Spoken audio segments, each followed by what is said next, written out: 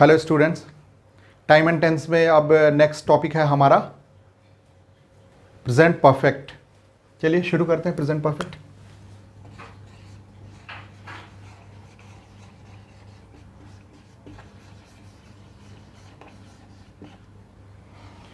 इससे पहले हमने पढ़ा प्रेजेंट कंटिन्यूअस। कंटिन्यूअस का मतलब जो चीज़ें चल रही हैं, जैसे कोई काम हो रहा है तो उसको हम कंटिन्यूअस में कहेंगे वो पढ़ रहा है, वो जा रहा है, वो आ रहा है, मैं पढ़ा रहा हूँ, आप लोग पढ़ रहे हैं। तो कंटिन्यू जो चीज़ें हैं वो कभी ना कभी ख़त्म होगी। अगर मैं पढ़ा रहा हूँ तो मेरा लेक्चर भी ख़त्म होगा। कोई चीज़ चल रही है तो वो भी बंद होगी। कोई काम हो रहा है वो भी फिनिश होगा। तो जैसे कि आप नाम से देखते हैं परफेक्ट, परफेक्ट हम किसी काम को तब बोलते हैं जब वो चीज़ कंप्लीट हो जाती है। तो प्रेजेंट परफेक्ट में हम बात करते हैं कंप्लीशन का। प्रेजेंट का परफेक्ट में एक्शन जब कंप्लीट हो जाता है तो उसको हम प्रेजेंट परफेक्ट कहते हैं। एक्शन कंप्लीटेड, जो चीज़ें चल रही हैं जब वो कंप्लीट हो जाती हैं तो वो परफेक्ट में हो जाती हैं। जब चल रही हैं तो कंटिन्यूअस में, और जब परफेक्ट हो जाती हैं तो वो, जब कंप्लीट हो जाती हैं तो वो परफेक्ट में। अब हिंदी में भी चूंकि हम लोग पढ़ रहे हैं तो इसकी पहचान देखते हैं कि हिंदी में क्या है। इसको हिंदी में थोड़ा समझना ज़्यादा ज़रूरी है क्योंकि इसका पहचान थोड़ा कॉम्प्लिकेटेड है। वो कैसे है? चुका है, चुकी है तो सभी जानते हैं। चुका है, चुकी है, चुके हैं, मैं खा चुका हूँ, वह जा चुका है, वे लोग आ चुके हैं। बट इसके अलावा कुछ और भी चीज़ें आती हैं, जैसे आ है, या है, ये है, ये है। जैसे वह घर गया है, वह गांव गई है, बच्चे स्कूल गए हैं। तो ये सारे सेंटेंसेस जो हैं परफेक्ट में है। अब आ है में कैसे आता है? देखिए ये एक्चुअली क्या है, एक ट्रिक है बताने का, समझाने का। तो 100% कंप्लीशन पे मतलब परफेक्शन पे मत जाइएगा। आप कोशिश कीजिएगा कि सेंटेंस को समझ लें। तो आ है का मतलब, आप ये देखिए एक सेंटेंस है, पढ़ा है। विद्यालय की संधि विच्छेद करते हैं तो हम क्या कहते हैं? विद्या प्लस आलय। तो इसी तरह पढ़ा है का हम करेंगे तो क्या हो जाएगा? पढ़ प्लस आ है। तो पढ़ा है, सुना है, ये भी प्रेजेंट परफेक्ट में आता है। तो अब इसके रूल्स क्या हैं? इसके रूल्स समझिए। I, we, you, they and plural, ये सब्जेक्ट के साथ आपको यूज़ करना है हैव।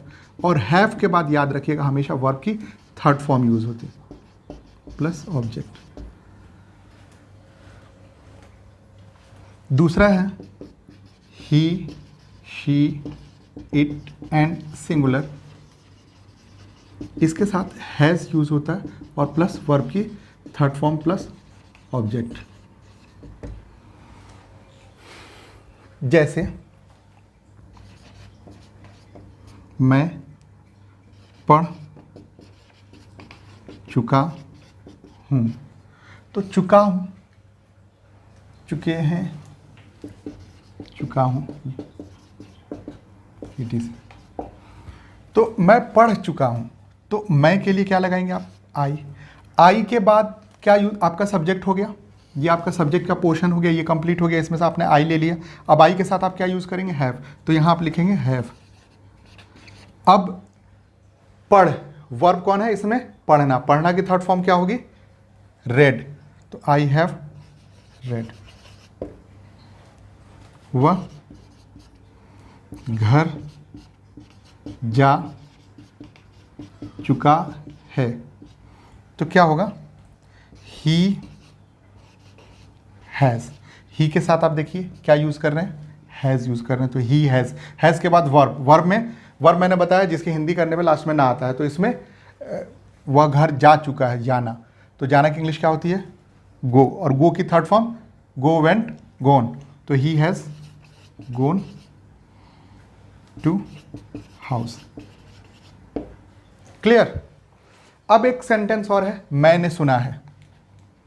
मैंने सुना है, तुमने जीवन साथी चुना है, आप लोगों ने भी सुना होगा। तो मैंने सुना है, ये सेंटेंस कौन से टेंस में है? सुन प्लस आ है, जैसे पढ़ा है इसी तरह सुना है, तो ये प्रेजेंट परफेक्ट में है। तो इसको हम कैसे बनाएंगे? आई हैव हर्ड, ठीक है, उसने देखा है, ही हैज सीन। मेरे ख्याल से आपको ये समझ में आ गया होगा। अब नेगेटिव की बात करते हैं जिसमें नॉट होता है, जैसे मैंने नहीं सुना है, मैं वहां नहीं गया हूं, वे लोग नहीं आए हैं। तो ऐसे कंडीशन में क्या होता है? पहला I, we, you, they and plural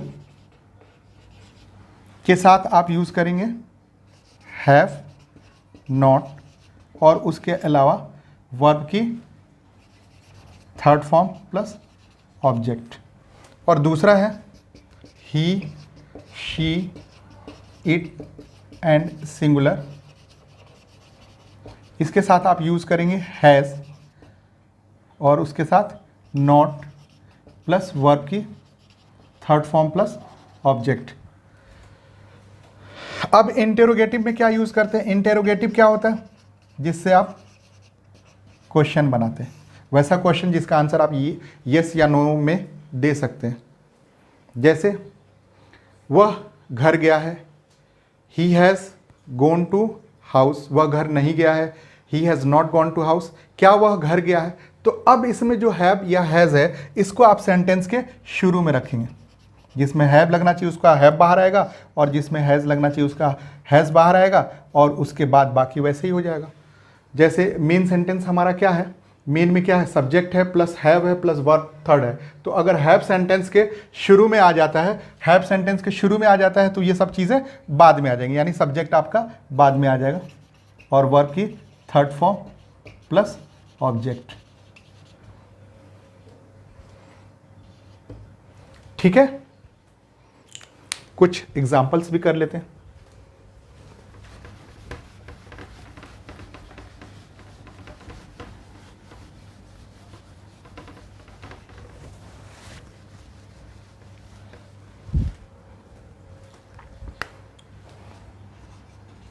वह किताब पढ़ चुका है। तो क्या होगा? वह का ही होगा और ही के साथ हैज़ लगेगा। अच्छा, ही के साथ हैज़ क्यों लगता है? क्योंकि देखिए, सिंगुलर के साथ सिंगुलर जो सब्जेक्ट है उसके साथ वर्ब भी सिंगुलर होता है। सिंगुलर अगर सब्जेक्ट है तो वर्ब भी सिंगुलर होगा।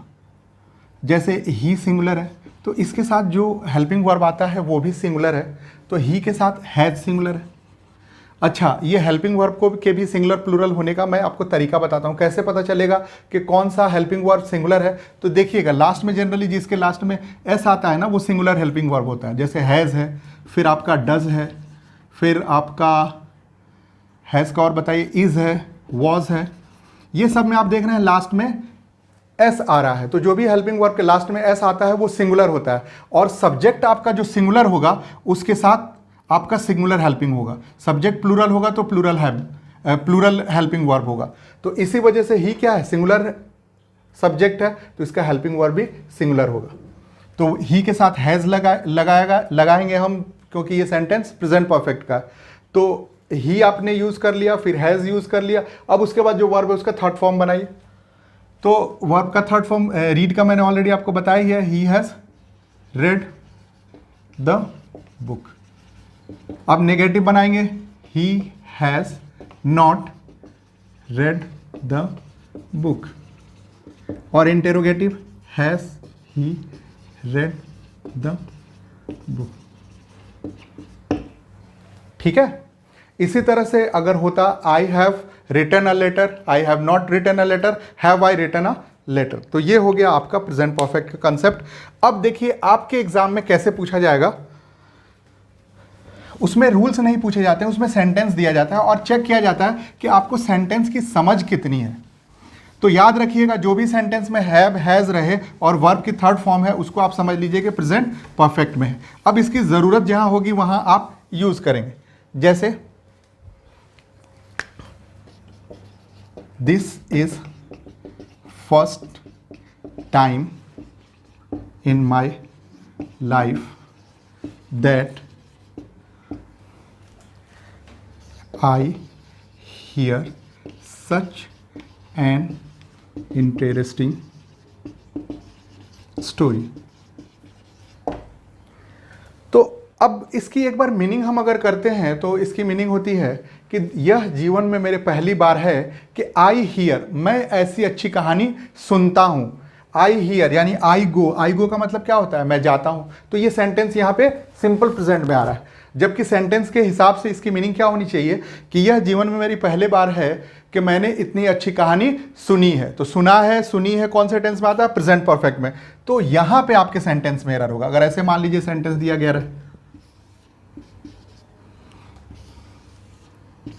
तो आपके इस सेंटेंस में एरर कहां है, आई हियर में होगा है. यहां आई हियर नहीं होगा क्योंकि आई हियर का मतलब मैं सुनता हूं और सेंटेंस के हिसाब से यहां होना चाहिए मैंने सुना है. तो मैंने सुना है का कैसे बनेगा, सुना है वही ना है मैंने देखा है को हमने बताया था कि सिंपल प्रेजेंट परफेक्ट में है. तो ये भी मैंने सुना है भी प्रेजेंट परफेक्ट में होगा और प्रेजेंट परफेक्ट के हिसाब से यहां पे बनाएंगे हम आई हैव हर्ड. क्लियर. ये एक सेंटेंस हो गया.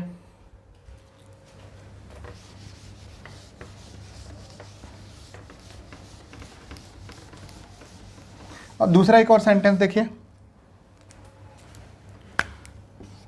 आई have invited all of my friends but no one comes yet.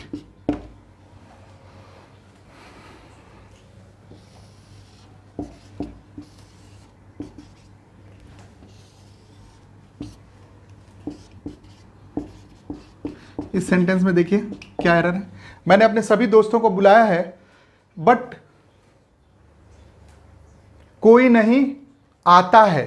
तो कोई नहीं आता है इस सेंटेंस में होना चाहिए या कोई नहीं आया है.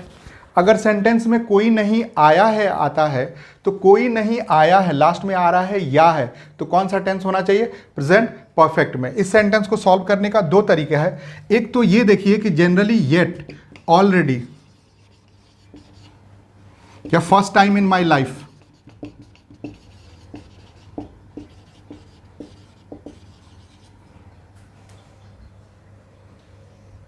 Just, etc. ये जनरली प्रेजेंट परफेक्ट में आते हैं.